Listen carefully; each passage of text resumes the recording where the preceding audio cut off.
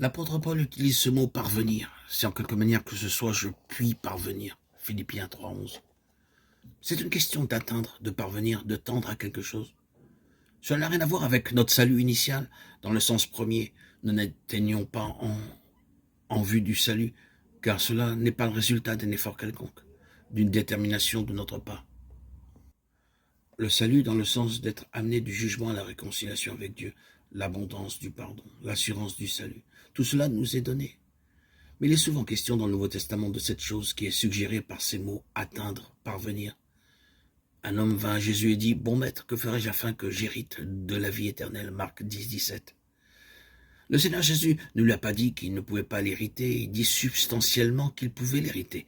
Mais il y a aussi autre chose qui doit être atteint. Il y a une position à laquelle nous devons parvenir, une position qui a une valeur toute particulière pour le Seigneur, une position par excellence, une position suprême. Le Seigneur va trouver en nous la détermination qui, par sa grâce, n'acceptera rien de moins que ce qu'il y a de plus haut et rien de moins que la plénitude que Dieu désire voir en nous. Et ceci est en rapport à notre valeur et à notre utilité pour lui. En lisant 2 Samuel 23, 8, 19, nous voyons la prééminence que Dieu accorde à ses hommes. Vous demandez-vous quelles sont les marques de cette prééminence? Je ne sais si c'était que ces hommes accomplirent, qui les rendirent excellents, bien que ce qu'ils firent était hors du commun. Et il y en a d'autres qui firent eux aussi des choses remarquables. L'un d'eux descendit dans la fosse partant de neige, et là, il tua un lion. Descendez dans une fosse avec un lion. Un lion représente un défi et demande beaucoup de courage. D'autres se jetèrent dans la bataille contre des géants et les terrassèrent. Ces choses représentent des exploits. Ces trois firent peut-être quelque chose d'encore plus grand.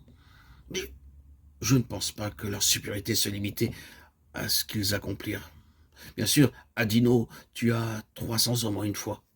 1 Chronique 11, 11 dit 300, alors que 2 Samuel 23, 8 dit 800. Nous ne discuterons pas ici de cette différence.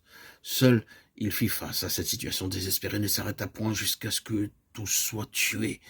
Concernant Éléazar, nous disons que des Philistins menaçaient une parcelle d'orge. Tout Israël s'enfuit au-devant d'eux. Mais Éléazar, lui, se tint au milieu de la portion et la défendit. Il combattit les Philistins jusqu'à ce que sa main fût lasse et qu'elle demeure attachée à l'épée. 2 Samuel 23, 9, 10. Qu'en est-il de Shama? De façon similaire, il défendit une parcelle de lentilles face aux Philistins, alors que le peuple s'était enfui. Il élimina l'ennemi et ainsi préserva la nourriture pour le peuple de Dieu. Ces exploits mentionnés ont peut-être leur propre signification symbolique, mais ce n'est pas ce qui nous importe. L'important est ceci, ces hommes forts vécurent un moment de transition, quelque chose qui était en dessous de la pleine pensée de Dieu pour son peuple primé. Saül était sur le trône, et ceci n'était pas selon la volonté de Dieu. Le peuple avait été amené sous la domination à un autre ordre de choses.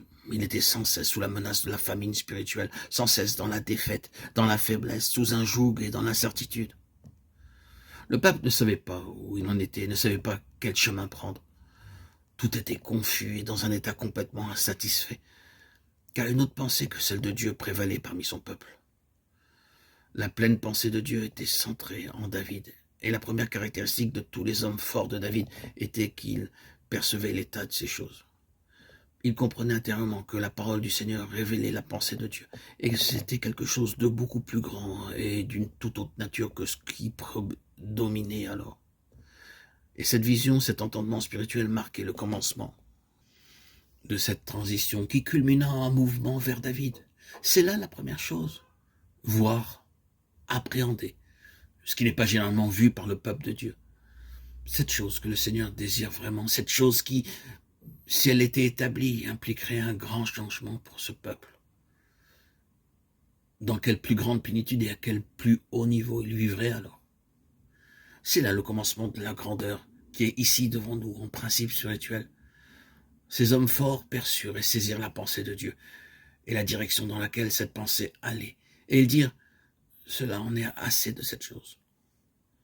Nous en faisons partie, mais cela est fini maintenant. À partir d'aujourd'hui, nous nous préoccuperons de la pleine pensée de Dieu et nous ne serons satisfaits avec rien de moins. Il se consacrait entièrement à cette pensée. Ici est le commencement de la grandeur spirituelle.